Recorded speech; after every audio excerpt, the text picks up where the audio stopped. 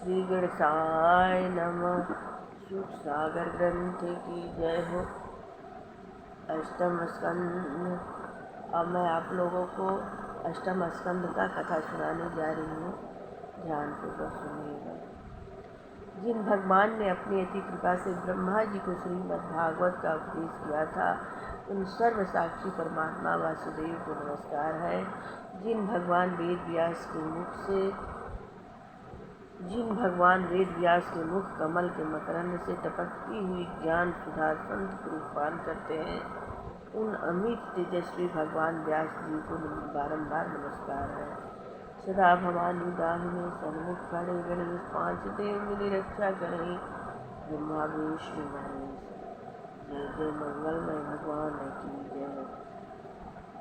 मनवंतरों का वर्णन। मनवंतर वर्णन किए योगीश्वर सुकराय, पांडव पुत्र सुनने लगे मन में अति हर्षाय। राजा परीक्षित ने पूछा, हे भगवान, आपने स्वयंभू मनु के वंश का वर्णन किया है, इसी के अंतर्गत मरीचि, प्रजापति आदि की वंशावली आदि का भी वर्णन आ चुका है।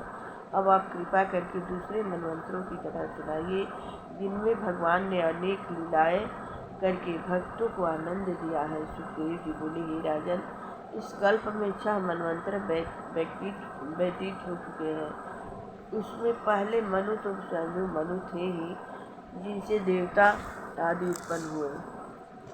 स्वयंभू मनु की पुत्री देवहूति के कपिल मुनि हुए। उनकी कथा मैं तुम्हें सुना चुका हूँ। अब आहुति के गर्भ से भगवान यज्ञ पुरुष ने अवतार लेकर जो लीला किए, उसको मैं तुम्हें सुनाता हूँ। हे राजा परीक्षित, समस्त भोगों से विरक्त होकर स्वयंभू मनु शत्रुपा के साथ तपस्या करने के लिए सुनंदा नदी के तट पर चले गए। वहाँ एक पैर से खड़े होकर 100 वर्ष तक तपस्या करते रहे।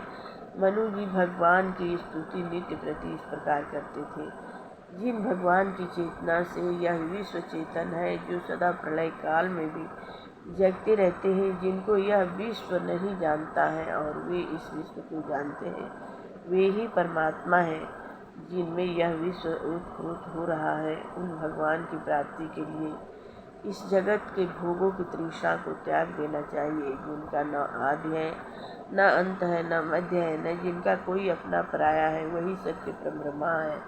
वे स्वयं प्रकाश से जन्मा व सनातन होते हुए भी अपनी माया से जन्म स्वीकार करते हैं। वे भी कर्मों का अनुष्ठान करते हैं, किंतु उनमें आसक्त नहीं होते हैं। इसी प्रकार प्राणी भी कर्मों से अनासक्त रहकर अपने कर्म बंधन से मुक्त हो सकता है। ज्ञान स्वरूप होने के कारण वे परमात्मा अहंकार रहित है। जगत को शिक्षा देने के लिए ही वे कर्म करते हैं। मैं उन्हें नमस्कार करता हूँ। सुखदेव जी बोले, हे परीक्षित, एक समय मनु जी इस प्रकार स्तुति कर रहे थे। उस समय उन्हें बड़बड़ाते हुए जानकर कुछ असुर तथा राक्षस उन्हें खाने के लिए दौड़े। तब यज्ञ पुरुष भगवान ने अपने पुत्र याम नामक देवताओं के साथ वहां जाकर उन असुरों का संहार किया। तब वे इंद्र का पद धारण करके स्वर्ग का राज करने लगे। ही परीक्षित, दूसरे मनुष्य स्वरुचिष्ठ हुए। उनके पुत्रों के नाम धूमान, सुरेशण और रुचिष्मान थे। उस समय इंद्र का नाम रोचन तथा प्रधान देवताओं के नाम तुषित थे। उस समय वेद शिरा ऋषि की पत्नी तुषिता के गर्भ से भगवान विष्णु प्रकट हुए।